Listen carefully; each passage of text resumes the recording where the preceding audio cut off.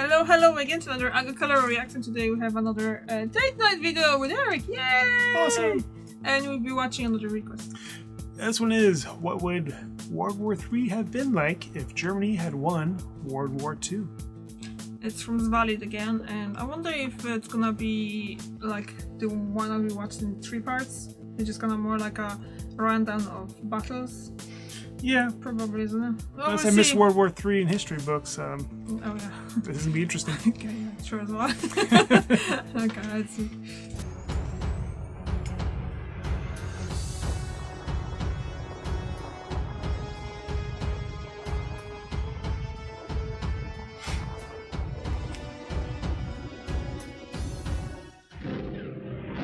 (1941). The Second World War is devastating. The Axis, British, and the Soviets are all fighting, while America is neutral. In December, the Japanese attack Pearl Harbor, and the United States declares war on Japan in response. A war in the Pacific begins. In our timeline, Hitler and Mussolini declared war on the United States for no logical reason, to help a Japan who never seriously cared about the Axis pact.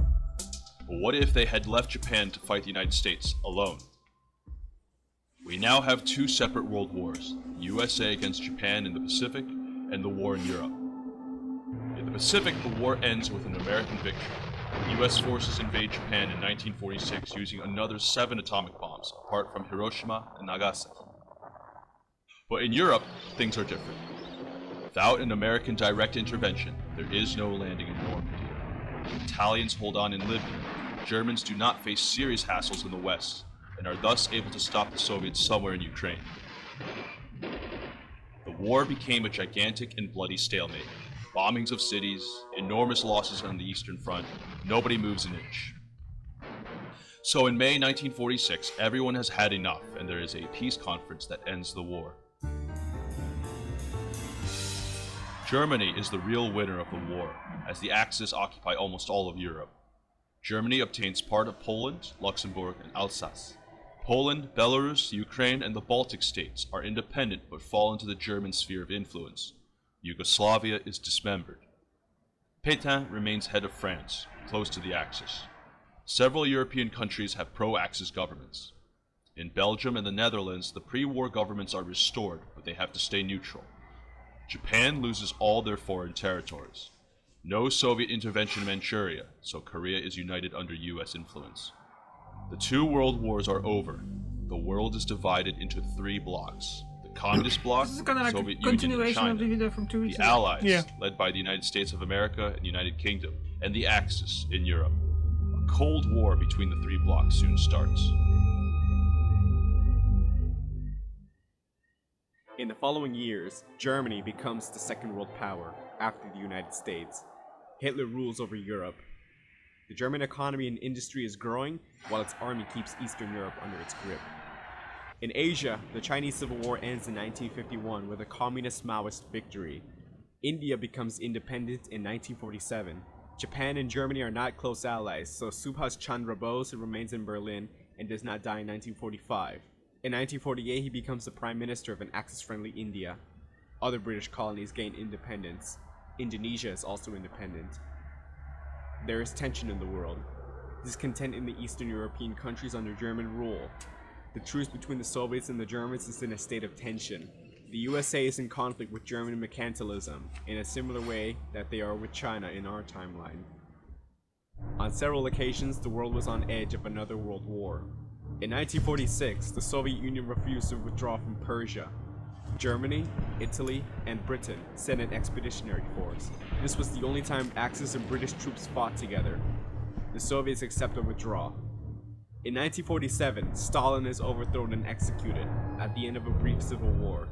His popularity was eroded by what was seen as a defeat in the Second World War. Khrushchev becomes the first secretary. The Chinese invade Taiwan and Hainan in January 1952. In 1952, there was an uprising in Warsaw against the Polish general government and its German occupiers, which were crushed by German forces. The Indo-Pakistani War of 1947 begins. Berlin provides military assistance to India and sent submarines into the Arabian Sea. Gandhi is killed in 1949 by an Indian nationalist. The Suez Crisis, 1956. Following the nationalization of the Suez So it's Canal just by that bunch of President change of history Nasser, events. the United Kingdom invades Egypt. Lead up They to are World War forced to III. withdraw Yeah, I say after so. a German intervention. The Algerian 'Cause, Revolution in Stalin was, 1956 is executed crushed by the last time. French. Yeah, The other but video I too? think this is like a Wasn't he like a hero in no. our timeline? Well, I'm not objective because I'm not Russian Hmm. and I'm Polish, so it would be kind of like a no-no to say that he was a hero to Oh. me. Oh yeah. Definitely him. And he wasn't, in my opinion, because he was quite big of a megalomaniac and quite, like what he did in Russia as well to his own people. It's just terrible. But no, that was. I think it's literally it's just kind of like based on what we watched 2 weeks ago in that video. We watched it like 3 hours ago. It was in the thing about how Cold War would be if Germany won that second war.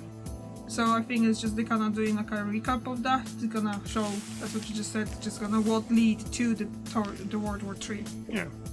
So we'll see when it's gonna happen. With the help of their German If ally. you're alive or not yet. Yes. I mean, In like I probably. 1957, the Americans When does World invade War III Cuba, happen? ending the Cuban Revolution and capturing Castro. The Americans cannot lose that island now that they have no influence over Europe. In 1958, the military dictatorship of Venezuela is overthrown and a pro-German government is installed. Good. In 1958, the Germans shot down a U-2 spy plane over the Ruhr with a surface-to-air missile, reciprocated after a few months by the Americans with the shooting down of a German Horten Ho 11 spy plane near Terra Nova. There was even a Cuban-style missile crisis between Germany and the USA and Iceland in 1958. The United States began deploying their Jupiter missiles with a range of 2,400 kilometers in the UK. Hitler responds with the deployment of nukes in Iceland. The American President MacArthur ordered a naval blockade on the island. In the end, there was an agreement to pull out the Jupiter missiles in the UK in exchange for Germans removing their missiles from Iceland. The US did not care much of those missiles. The Jupiters were a pain to operate and maintain, and the United Kingdom is already the Somebody just largest fall? military base for the United States on the planet. Hitler too doesn't care about the missiles in Iceland. Germany from the 1950s had nuclear missiles on their U-boats. Indeed, the world is not ready for a new war. America is isolationist. After the too many losses during the invasion of Japan, the Soviets lost 30 million men during the fight with the Axis. The UK, Italy, France, and other European countries rose from the ashes of World War II with a destroyed economy. Germany is occupied to organize its new Lebensraum empire in the East. It's 1960. The 71-year-old Hitler and 77-year-old Mussolini are the leaders of their respective countries. At Hitler's side, there is still the old guard. Himmler, acting as a second-in-command, is followed by Goebbels, Bormann, and Dönitz. New to the inner circle is Arthur Axmann, former leader of the Hitler Youth, and Gudrun Himmler, daughter of Heinrich Himmler. Göring died in 1953 due to liver cancer. The American president was MacArthur, who was succeeded in the 1960 election by Kennedy. Hitler perceives Kennedy as weak and ineffectual because of his relative youth. In the Soviet Union, Khrushchev pursues a more liberal domestic and foreign policy, searching for collaboration with the West. The relationship with Germany is uneasy, and the vast majority of the Red Army and their missiles are deployed along the Iron Curtain. The Axis has also expanded into an economic union, not only a military alliance, acting similarly to the EU in our timeline, but it's not the bureaucratic, bank-dominated nightmare we see today. It's more like to each his own, but within the alliance there's minor collaboration. Sweden, Spain, and Turkey will have joined the Axis. Portugal joined too, after the assassination of Salazar in 1953.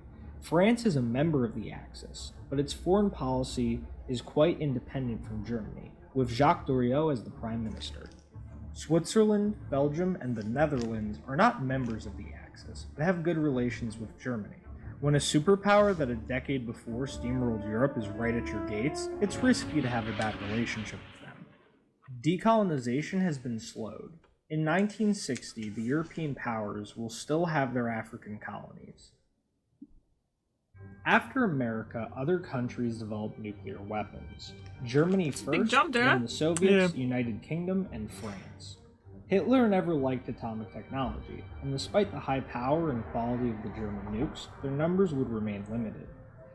The United States would hold a significant advantage in the number of nukes it has. However, most of them would be low-yield tactical nukes, Hiroshima style. In this timeline, the USA is less powerful. Germany conducted its first hydrogen bomb explosion test in 1954 in the Svalbard. The situation on the field in 1960. Uniforms, artillery, and equipment for the infantrymen are not much changed from World War II. The US is still using the M1 Garand and the M14 as its main battle rifle.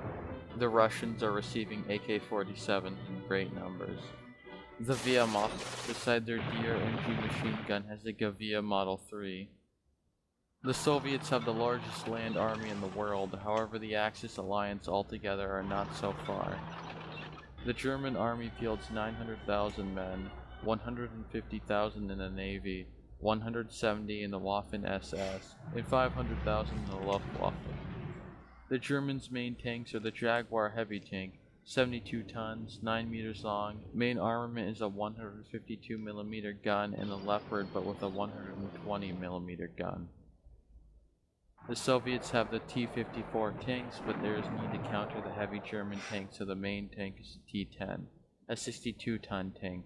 The ICU-152 is still in service.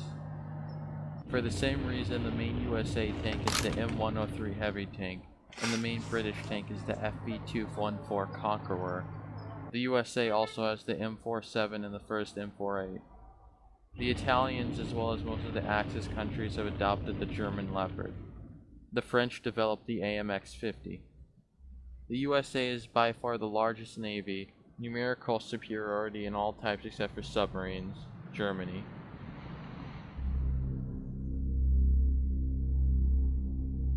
In aircraft, the Germans have the Messerschmitt Me-464, the best fighter of all time. The Soviets have the MiG-17, and the US has the F-104, the F-86 Sabre, and the F-100. The Germans are the only ones that have ICBMs, although not in great numbers, and solid-fueled SLBM missiles capable of being launched from submarines. Rocket technology is not easy, and the V2 project was almost as expensive as the Manhattan Project. Now Nazi Germany is a decade ahead of any other nation in this field. In our timeline, both the USA and the Soviets relied on captured German scientists to kickstart their missile research, the Operation Paperclip. This does not happen in this timeline. In 1960, the USA are just beginning their first generations of Atlas ICBM. However, the USA and the Soviets have bombers. The USA has thousands of long-range B-52, B-47s, and F-105s that could hit Europe from Britain. The Soviets have around 400 bombers, the IL-28s, the Tu-16, the Tu-4, a copy of the American B-29, and the first Tu-95M, the Bear. The Luftwaffe has the heavy bomber Heinkel HE-507, range 15,000 kilometers. The United States is the main world power. The war solved their economical problems, and most of the former British Empire fell into the sphere of influence. But they are not the global leading power as they are today. The USA have to face a far greater, more technologically advanced, and more dedicated rival than it ever had in the USSR. Trade between Europe and the US is limited, so the US is running low on major customs. They are forced to open trade negotiations with other less developed countries, lowering its GDP. Germany uses its wealth and power to influence parts of South America, making the list of US allies thinner. Argentina always was an Axis sympathizer. Other South American governments are receptive to the Nazis by having similar authoritarian type of governments. South Africa became an ally of Germany. Saudi Arabia is in the American sphere, but the oil of the Middle East, Iraq, Persia, Libya is owned by European corporations. The oil negotiated in Deutschmark instead of dollars is a massive boon for Germany. With the European colonial empires still existing, the American hegemony is at risk. Meanwhile, the Soviet Union has continued producing hordes of tanks, and the British economy has recovered. They were almost the only beneficiary of the Marshall Plan. The world is now ready. All it needs is a spark. In 1948, in Vietnam, a war began between French forces against the Viet Minh, led by Ho Chi Minh. The Germans intervened in this war being French allied, trying to gain control of part of Indochina, as the Americans did in our timeline. The war rapidly became an armed conflict between South Vietnam and the Germans on one side, North Vietnam held by the Soviets, China, United Kingdom, and the United States of America on the other side. In 1960, the Germans invaded North Vietnam, causing China to enter the war. Using tens of nukes, the Germans forced the Chinese to retreat, and the Vietnam War ended in October 1960. Another victory for the Wehrmacht, another gigantic parade in the center of Berlin. But this war had a cost. The German nuclear arsenal is now depleted. A consistent part of the Luftwaffe and some of its best Waffen-SS units are in Vietnam. 3 out of the 8 Kriegsmarine aircraft carriers are in Vietnamese waters, 2 oceans far from the fatherland. The European defenses are weakened. The Soviets and the USA both know it. November 30th, 1960, 8 Soviet armies with 6 million men and thousands of tanks moved to the Polish border. The USA and the UK accused Germany of using chemical weapons and napalm in Vietnam and announced a naval blockade to impede further hostilities in Indochina. Axis countries start the mobilization. In this atmosphere, an incident is only a matter of time. The clock starts ticking. Berlin sent their submarines to patrol the Atlantic. December 13th, the USS Saratoga fleet encircles a German submarine off the coast of Miami and has the great idea to drop depth charges on this nuclear-armed submarine to try to make it surface. These are small explosives which in theory can't damage the submarine. However, on board, the submarine is not at all in the clear. The German commander has the order to defend itself if attacked. The submarine has a torpedo with a 15-kiloton nuclear warhead, the G9. It was intended to destroy naval bases and coastal towns, and more importantly, carriers. He orders the launch. After a few minutes, an American carrier group is vaporized. In the most charged and hostile moment of the Cold War, a nuclear blast erupts right off the coast of Florida. The explosion causes a massive tsunami with a reach of 10 meters. High waves in South Florida. Americans believe that they are under attack. In 1960, the United States of America had no plans for a gradual escalation situation. We got plans. There was only one response: massive retaliation. No, that's a different timeline. Yeah. General Curtis Lee May, United States Air Force Chief of Staff, is driving hard to use nukes and has quite a lot of support for this. December 13, 1960, Kennedy gives the order to launch the nuclear arsenal. There are B-52s constantly in the air rotation. Other B-52s and B-47s leave their bases from the USA. The F-105s and the missiles in the United Kingdom deliver their nukes on all the Axis countries. The European capitals and the main cities, harbors, industrial zones from Lisboa to Helsinki are hit. Hitler sees the explosions from his bunkers. Sorry, I have to go back to the map. Other B-52s and B-47s leave their bases from the USA. The F-105s and the missiles in the United Kingdom deliver their nukes on all the Axis countries. That's nice. And does look like my city. Well, makes sense because my city was massive military bases like, for quite a long time. Or is maybe too close. Oh, but interesting. The European capitals and the main cities, harbors, industrial zones from Lisboa to Helsinki are hit. Hitler sees the explosions from his bunkers. No doubts on what he will do next. In the evening, there are 17 thermonuclear explosions on US soil. The German ICBM fall on New York, Chicago, Los Angeles, Houston, Detroit, San Antonio, Cleveland, San Diego, Dallas, St. Louis, San Francisco, New Orleans, Seattle, Buffalo, Cincinnati, Denver, and Minneapolis. The German U-boat U-725, a Type 25 submarine carrying 8 missiles with 250 kiloton warheads, more than 10 times the size of Hiroshima, receives a launch order. Boston, Norfolk, Baltimore, Charlotte, Atlanta, Philadelphia, Pittsburgh, Washington. The Pentagon is gone. The medium-range missiles V4s are used to hit Britain. The USA military bases of Scranton, Waddington, Lakenheath, Alcaberry are destroyed. The Soviets are a threat. They cannot be spared. The German nuclear doctrine of the time consists in converting a zone east of the border into a nuclear wasteland to prevent the Soviet army from advancing further westward. The same tactic used in Vietnam against the Chinese. In Moscow, Leningrad, Stalingrad, Baku, Gorky, Odessa, Novosibirsk, and the Soviets' missiles and air bases are chosen as targets. Khrushchev didn't want a war. He escalated the crisis to show how tough he was in the face of Nazis, hoping that the various nationalities and ethnic groups in the East would rise up against the Nazis. But now he has no other choice to retaliate. The Soviet bombers leave the airport.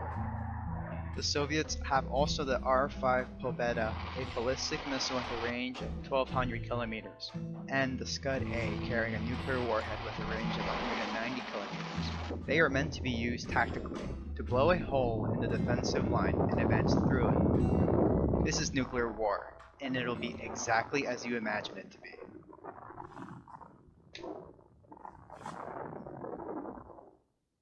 After the first 48 hours, there is an undeclared truce. The contendants look at the damages received. All the leaders involved are safe inside their bunkers. Americans want to continue the fight. They see this war as an opportunity to resolve the issue of Germany once and for all. But Kennedy understands that the war must be over immediately and offers a ceasefire to Hitler. The situation in the country is serious and there would be nothing else to gain apart from another half dozen incinerated cities. Kennedy was not well informed about the real nuclear capabilities of Germany. He only orders military interventions in South America to overthrow not friendly governments. The Soviets continued the ground offensive for a while, but they had logistical problems even before the bombings. Add high casualties since the first hours of the conflict, limited war stocks, decimated command structures, and air forces halved in size. Hitler is not so keen to accept the peace treaty. The nukes are city destroyers not so effective against military targets, so the Axis military power is intact, vast reserves and weapons. But Viper, Meyer, and other generals expressed enormous doubts on the continuation of a war that would become rapidly a trench warfare situation in a radioactive chemical landscape. And for once, Hitler agrees with the generals. A truce with the return to the status quo of anti-bombs is signed before Christmas.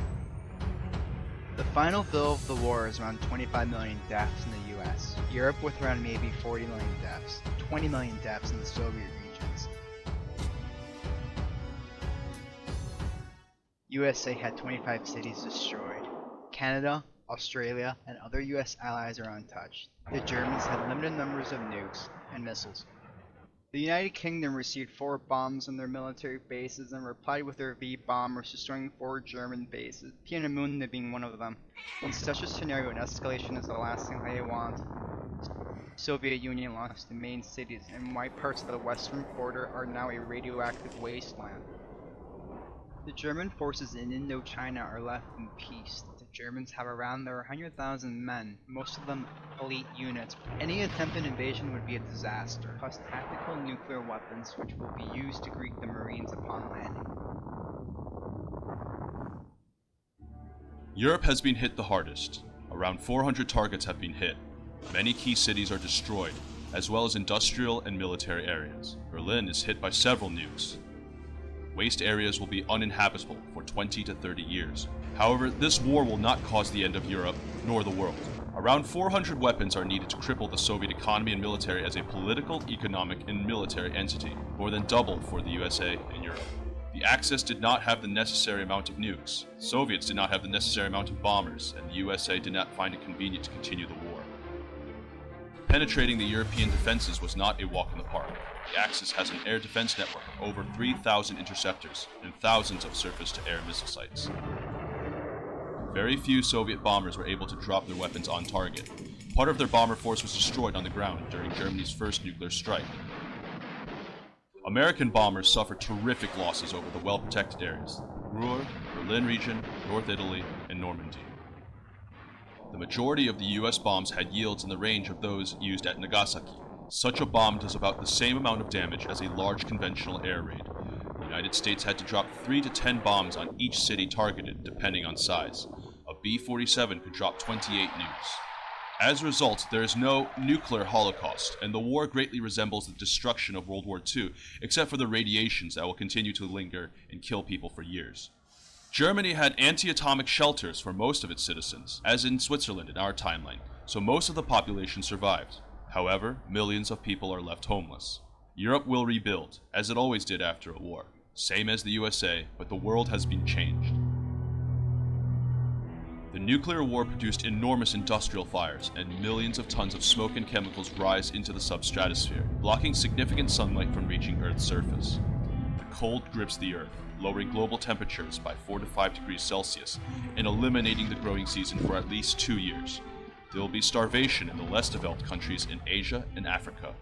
Cancer and diseases will be problems for the next generations. There will be shortages of everything: turmoil, rebellions. Strong leaders will be elected.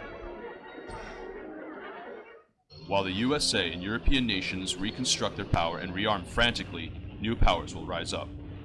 China, who washed their hands of this conflict, and India will start the struggle for leadership in Asia, with Indonesia and Japan as regional powers. Brazil becomes the main power of South America by default. Australia and Canada, untouched by the war, will absorb part of the strength and population of America and the United Kingdom.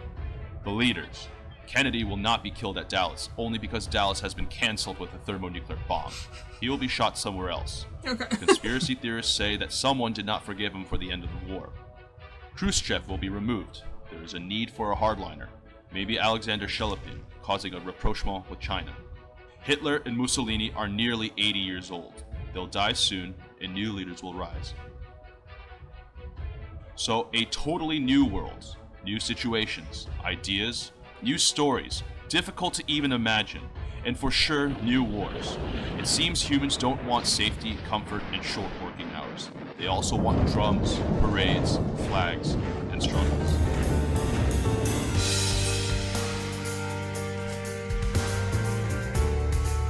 I totally missed it when that happened. What is it? You probably did mention, but I just kind of missed the date on it. It's kind of interesting. Well, so All World the War III is bombs kind of and stuff. scary, huh? Yeah. Wow, jeez. Why do you think everyone is so afraid now? Well, Why, you think it's not happening? They're gonna be World War III, the nukes are going to fly? they will. If you Yes. want it done quick, use the nukes. Yeah. Cluster bombs. And now there's multiple countries that they have it, so. Yeah. It's and not gas. only America and Russia, there's Britain, there's France, there's Israel have it, there's India and Pakistan have it as well. China, I think, have it. Not Yeah. sure actually. China? I want to see Yeah? You And want I'll- to see a bomb? no, some kind of alternate reality where Canada and Mexico go against the United States, That would be interesting to see, actually, yeah. and then see if In Japan one time, takes kind of the like West. Germany and Russia did during the Second War in Poland. Yeah. I mean, that would have to happen during the Second War, I think. Because, well, now it's way too strong. Yeah, it's gonna get stronger. I mean, eventually we're gonna get weapons where we're gonna completely annihilate everybody, Mm-hmm. even ourselves. Well, everybody. What do you think about the video, how it's made? Well, a lot of kind of technical details. I mean, some people probably like it like that, so, you know. Well, It's alright. a lot of details done. There's some of those videos that they kind of like just put in there. I'm tired. Yeah, I kind of. I still have one more video to do. Yes. We're So- sleepy. Thank you very much for watching. You see me tomorrow and you see Eric next week. Bye.